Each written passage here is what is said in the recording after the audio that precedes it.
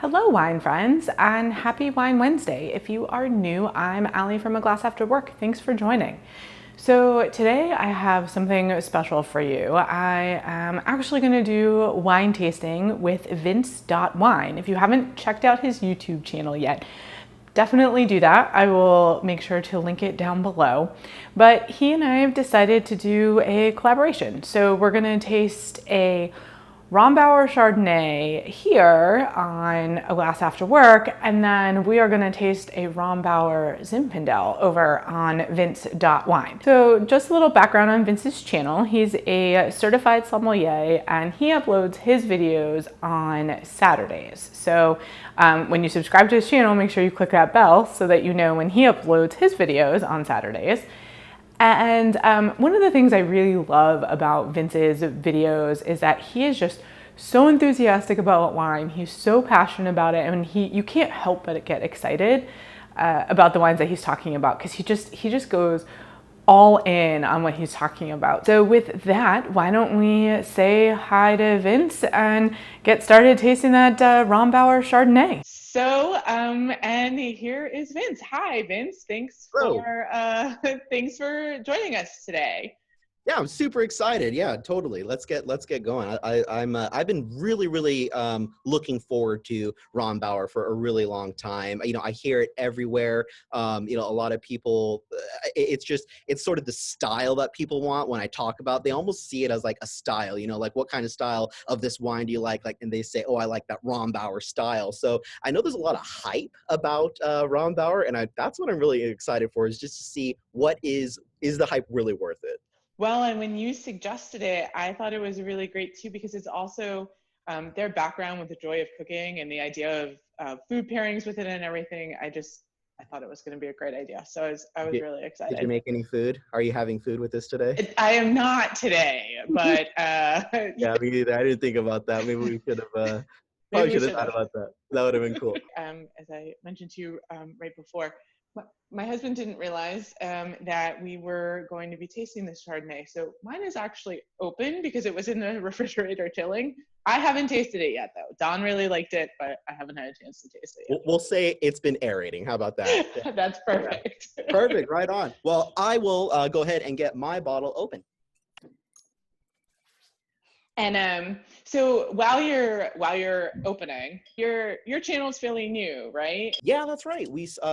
I started here in established 2020. You see my sign behind me. So yeah, I started in May. I think was when we launched, May 2020, and so yeah, obviously now we're in October. So yeah, I've been doing this for 5 months or something like that, and it's just been a lot of fun. It's a really cool hobby. I'm a certified sommelier and work with a winery, and you know, I just really my whole thing is just about making wine accessible. You know, I really want to make wine just accessible to all levels of people understanding and skills of wine, you know, and just help people find a wine to connect with and not make it this mysterious, crazy thing. And that's actually, Allie, how I found you. I was looking for other people who do, you know, this kind of, you know, wine YouTube channels. And, you know, you were really recommended to me a lot by YouTube, which is really cool. And, you know, I got to see some of the stuff you do. And one of the things that really has excited me about working with you is I find you to be,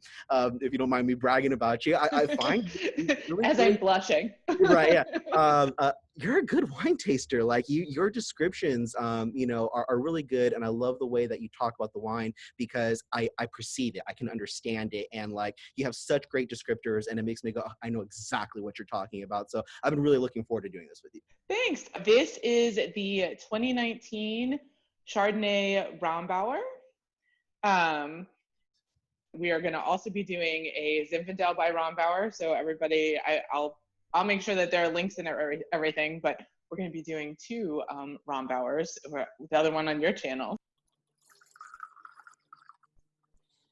Oh, look at that color. Love it.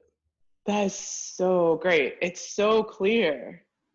It's really clear and it's really a little bit deeper than I expected as well. I kind of I feel like have you ever been to Rombauer? I haven't. Have you? Yeah. Well, yeah, I'm based out of California, and so you know, Napa is a hop, skip, and a jump away. You know, I thought it was really beautiful when I went. I got to tell you, it stood out to me more because it was so pretty. You know, I got some really great pictures out of the winery, and I remember really enjoying the wine, but, you know, I didn't walk away, you know, thinking that, you know, this is the most phenomenal wine in the world. Not that it was bad by any means, but it just didn't stay with me. And then the name just started to pop up more and more and more. And I was scratching my head like, wow, I really wish I would have paid more attention. And I really just haven't gone back to it. So I'm really looking forward to this impressing me. And I want to know, like, gosh, is this worth that hype, you know? Because And it yeah. definitely has a lot of hype for sure. Yeah, there is. Yeah. So again, I remember the Chardonnay. I feel like I remember it being a lot more closer to a very pale straw, almost watery color. And this is not that. This is a nice, really pretty, deep color. And I could be really off about that. It's probably been like 6 years since I've been there. So really deep, beautiful color on there. Oh, there you have it. Jeez, yeah, there you have it. That's the thing that I hear about all the time is that I feel like, you know, correct me if I'm wrong, but I feel like Rombauer is like the poster child for the buttery style of Chardonnay. It's that Rombauer style of Chardonnay. I think when people think of California Chardonnays, this is what they're thinking of. Mm-hmm. Yeah. And what do you prefer? Do you like? Are you a fan of this style of Chardonnay? Do you prefer minerally styles? You know, Chablis style. What are you looking for in a Chardonnay? I want it to be one way or the other. Like I want either to know that it's had some oak and get some of those good notes. Like like there's some creaminess in here, and there's some nice vanilla notes in here, and so I really want that. Or I want it to be completely crisp and clean, like a Chablis. I don't like that in the middle style. It tastes to me like I'm chewing on old popsicle sticks, and I don't enjoy that at all. So There's those tasting notes. That's a looking for. Popsicle sticks. Love it. Yeah, you know, I tend to I try not to use this word too much, but I do feel like I use it a lot. But the truth is that I think anything in between can come off as flabby. You know, it's like you want to be this crisp wine, or do you want to be this oaky buttery wine? And you know, and if you fall somewhere in between, you don't leave me with a lot, you know, on the palate. I lose a lot of mid palate. You know, I want either crisp acidity, great minerality, you know, or I want this really heavy, gorgeous, you know, oaky style. And I'm assuming this is heavy just from the nose. It might be light and crisp as well. So yeah, I'm not really sure, but yeah, I think that's where I land on those. Okay, talk to me about the nose. What are you getting here? all right. So I'm definitely getting the vanilla, kind of a creaminess, like a lemon custardy kind of creaminess a little bit on the nose. I'm also getting some nectarines. I don't think I was really expecting stone fruit, but I'm getting some nectarines. Yeah. Maybe some Granny Smith apples. What about you? Yeah, I mean, for me, it definitely is showing more fruit than I anticipated. You know, there are some of those Chardonnays that can also, on the buttery side, right?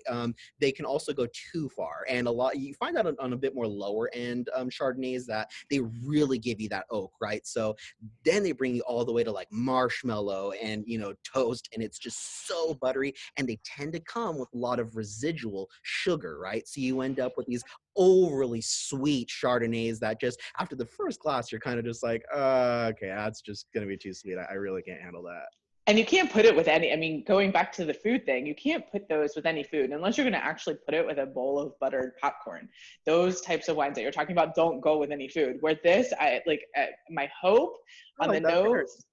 A bowl of buttered popcorn. Okay, if I get the next time I get a too sweet Chardonnay, I'm gonna go for a bowl of buttered popcorn. Let's see. I mean, you just gotta dive right into those things. It's Halloween time, so candy corn. I've heard candy corn and Chardonnay could be a really cool pairing. I just did a video on wine pairing with Halloween candies, and that could be really cool for another kind of like too sweet Chardonnay. So I just saw that video. I just saw that video. Shout out to everybody who's watching. A, watch the video, but B, Reese's peanut butter cups and Pinot Noir. I haven't tried that, but I am definitely going to. Oh, you gotta. Oh, you gotta. Okay. Well, I'm dying. Let's get this on the palate. I'm really excited to see what this is going to be like. Oh, cheers. Cheers. Wow. Holy moly. That's, wow. Mm. Okay, I get why people like it. This is pretty good. Yeah. Well, and it's so funny because so back to my husband opening this up, he was a little disappointed that there was Chardonnay in the fridge because it's not, he's a big white wine drinker. He's not a big Chardonnay fan. And Gotcha. he's like, that's really good Chardonnay. Oh, that's so cool. Oh, talk Okay, me through, what are you getting? yeah, totally. So the first thing I want to pay attention to is actually the mouthfeel. I'm a little bit surprised by the mouthfeel. It enters onto the palate super rich, kind of the way that you would expect, right? It's almost oily. It comes on like just a really heavy body, but once it's on there, it dances a little bit. It has this little bit of crispness to it, and let's check the acidity on that. I've got this little trick of just kind of holding the point of your tongue up to the roof of your mouth, and the more watering you get, right? The more acidity there is, and I want to see how much that waters.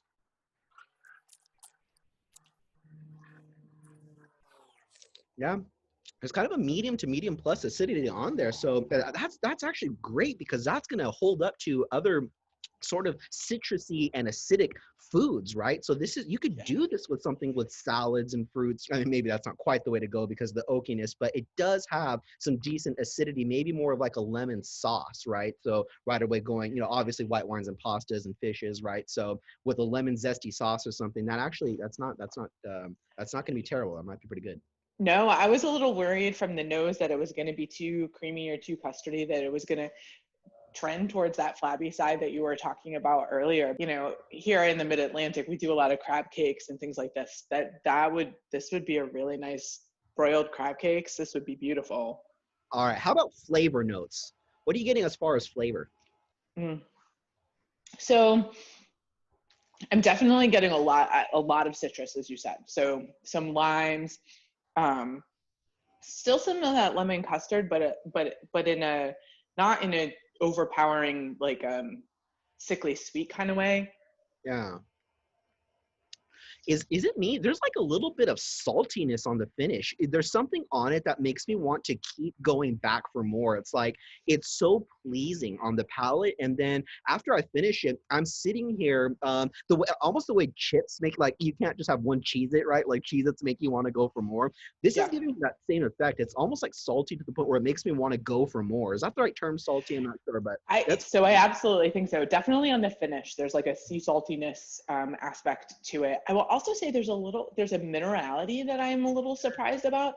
I kind of, not that I spend a lot of time hiking and licking wet stones, but it kind of reminds me of this idea of like taking a wet stone from a stream and like smelling it and licking it, like what it would taste like. And that's, I'm a little surprised. I normally don't expect that from a Chardonnay. This is definitely not what I expected. I really thought that because I hear everybody say, oh, I like that Rombauer style buttery Chardonnay, I thought, okay, this is going to be a butter bomb. And certainly it has that really beautiful and heavy and ever-present kiss of oak, but it's not overdone in any way. This is really balanced. I'm surprised that it has that big oak heavy presence, but it manages to show you crisp, bright acidity, and it even shows you some terroir, a little bit of minerality. That is pretty cool. And the big question is it good? Do you like it? I love it. I love it. So do What about you? It's great. I actually am really impressed by this. I kind of wanted to not be. I wanted to say, okay, it isn't worth all that. Here, it's fine. It's just a style. It is worth every penny. It's a little pricey. I paid $38 for this. What did you pay? So that's what I was going to say. That was my one thing, is this is not an everyday wine. Like this is not, Right. I'm not just going to say on a random like Tuesday night, open it up. So it was $39 for me. That's a little expensive. Yeah, it's pricey. I think it's worth it, but it's not great on the quality price ratio scale for sure. Yeah, I don't think I would stock up on this. I think it would be something that I would pick up because I knew I needed a really good Chardonnay for an important night. If I'm going out to dinner and I know it's a seafood restaurant and I know I'm going to have, shrimp linguine or something or whatever it is, right? Then, and I know I want a really nice Chardonnay, this is going to be it. If I have friends over masked and socially distanced who don't drink, a red wine, they only drink white wine, this would be a really impressive white wine that I would go towards. So now I kind of have a producer that I really like, and I guess I'm jumping on the bandwagon, but I'm a Rombauer fan so far. This is really nice. I can't really go too far without finding them, and this kind of proves it to you right there. We're on a 2019 here. I mean, these guys have probably completely sold out of every prior vintage, so they are on last year's fruit already released. That is really young wine, but it just shows so really well immediately out of the glass. You don't have to let this open, although you did let it open, right? I did. So, unintentionally. Right. I'll tell you that this drank really well immediately out of the glass for me. So how many hours have you had that open? So it's been open for about 4 hours. Okay. And are you getting any kind of oxidative notes, anything that's like, it's held up? It's held up absolutely fine. Like I wouldn't have realized that it had been open if I hadn't pulled it out of the fridge and seen that it was open. Well, I'm surprised that there is good complexity on here. There's a lot to entertain. There's a lot to talk about. Obviously, we've been going on about all these different aspects to it. What do you know about Rombauer? I think it was the grandmother, right, who wrote the Joy of Cooking book, and that's one of those big things on their website. They actually do suggest certain pairings with the recipes from the Joy of Cooking book. That's really exciting because that means that these are food-friendly wines. These are going to be wines made for people's palate, to be paired and to be had around a meal. And at the end of the day, that's what you want with your wine. A self-drinking wine is fantastic, but when you can really, make that a part of the meal and it's going to enhance your meal, that's a big winner for me. I agree. I like, but I will say at the same time, we're sitting here drinking it without any food. And I don't feel like I need to have food with it to be able to appreciate it. And there are some wines where you feel like you need to have food to make it palatable. Yeah, and exactly. I'm not feeling that with this either. So yeah, it's totally self-drinking. It's impressive enough to just be enjoyed on its own. Absolutely. And then you know that you can trust it if you hold it up to something. Right on. Well, that was fun. This is awesome. Thank you so much for joining me and tasting with me. This is a lot of fun. I appreciate the suggestion. Thank you so much for having me. And I'm looking forward to popping open some red now. I will see you over on my channel next. Sounds great. We'll see you there. Cheers. Well, that was a lot of fun. I hope you guys enjoyed that as much as we did. And I would love to know from you the same question that Vince asked me. What are your thoughts on Chardonnay? Do you like them super crisp? Do you like them kind of in that in-between stage? Are you a big oak in your Chardonnay kind of person? Let me know down in the comments below. And for next week, I am going to be trying this 2019 Vincent Blanc de Malbec. It's a white wine made from Malbec grapes. It's the first time I've heard of that. A friend gave me this. She really loved the wine and she wanted me to try it. So I thought I would try it with you guys and we can try something new together. And that is everything I have for today. So if you enjoyed this video, please don't forget to give it a thumbs up. I really appreciate those. If you aren't already a subscriber, you can do that by clicking on the icon right here or on the subscribe button down below. But don't forget, also click on that bell because it will notify you when I upload a new video, which is gonna be every Wine Wednesday. Thanks for joining and happy Wine Wednesday. Cheers.